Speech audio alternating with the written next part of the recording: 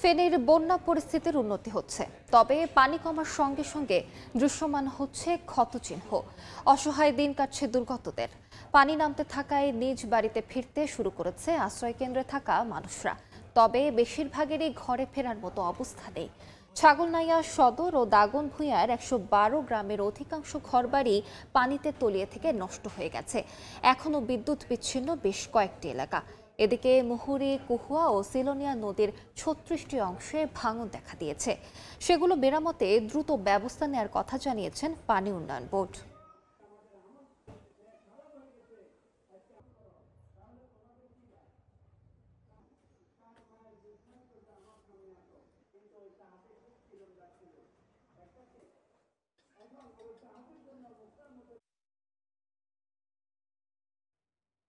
এই মুহূর্তে ফুলগাজীর আনন্দপুর এলাকায় আছেন রিপোর্টার আতিয়া সজল, যাচ্ছি তার কাছে।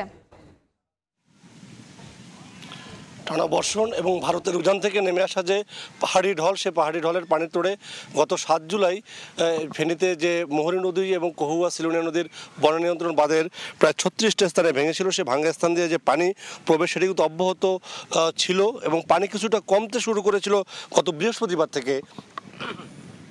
সেই বৃহস্পতিবার থেকে পানি কমলেও আমরা দেখতে পাচ্ছি যে কিন্তু বাড়িঘর থেকে পানি কিছুটা নামলেও অনেক জায়গায় এখনও তলিয়ে আছে।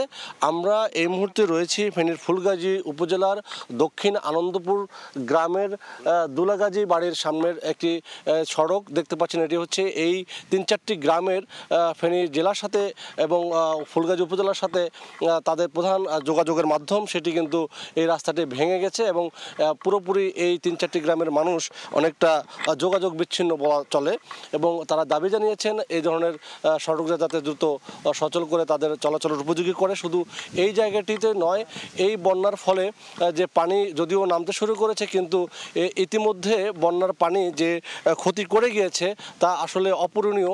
এখনও অবকাঠামোগত বা সড়কের পুরোপুরি যে কত ক্ষতি হয়েছে তা কিন্তু সড়ক বিভাগ নিরূপণ করতে পারেনি, তবে নিরূপণের কাজ চলছে। তবে কৃষি বিভাগ যেটা জানিয়েছে, প্রায় ৫,৫০০ হেক্টরের মতো ফসলি জমি নষ্ট হয়েছে এবং মৎস্য বিভাগ জানিয়েছেন তাদের প্রায় ২,০০০ থেকে ২,৫০০ পুকুর ঘের মাছ তলিয়ে তাদের প্রায় ৯ কোটি টাকার মতো ক্ষতি হয়েছে এবং প্রাণী সম্পদও ক্ষতি হয়েছে ব্যাপক। এবং অনেক জায়গায় দেখছেন এখন গবাদি পশু চড়ানোর মতো কোনো পরিস্থিতি নেই। অনেকের খড় বা যেগুলো ছিল গোখাদ্য, এগুলো নষ্ট হয়ে গিয়েছে। সর্বোপরি এখন গ্রামগুলো থেকে পানি নামলেও গত কয়েকদিন বৃষ্টি না হওয়ায় গত ৩-৪ দিন মানুষ কিছুটা স্বস্তিতে ছিল এবং মুহুরী নদীর পানি বিপদসীমায় থাকায় তারা কিছুটা স্বস্তি মিললেও এখনও যে সকল পানি উঠেছে সে সকল পানি জেলার বা উপজেলার বিভিন্ন নদী নালা খাল বিভিন্নভাবে দখল হয়ে যাওয়ায় এ সকল পানি নিষ্কাশন হচ্ছে না এবং ফেনীবাসী দাবি জানিয়েছেন এ সকল দখলকৃত নদী নালা খাল যাতে পুনরুদ্ধার করে তাদেরকে কিছুটা স্বস্তি দেয়। অন্যদিকে আজ সকাল থেকে বৃষ্টি শুরু হয়েছে, আকাশেও কালো মেঘের ঘনঘটা এবং এই কালো মেঘ দেখে বা এই বৃষ্টি শুরু দেখে যারা বন্যা কবলিত তারা আরও আতঙ্কিত হয়ে পড়ছেন। কেননা হচ্ছে এই বাঁধগুলো যে ৩৬টি পয়েন্টে ভেঙেছে, অনেক বড় বড় ভাঙন, কোনো ভাঙন ১০ থেকে ৭০ মিটার, সেগুলো এখনও খোলা রয়েছে, সেখান থেকে পানি ঢোকা অব্যাহত রয়েছে। এখন বৃষ্টি হলে ভারতের উজান থেকে যদি আবারও পানি আসে তাহলে আবারও ভয়াবহ বন্যার কবলে পড়ার একটি সংখ্যা স্থানীয়দের মধ্যে কাজ করছে। এই ছিল আমার কাছে এখান থেকে বন্যার সবশেষ। সরাসরি যুক্ত ছিলাম ফেনীতে।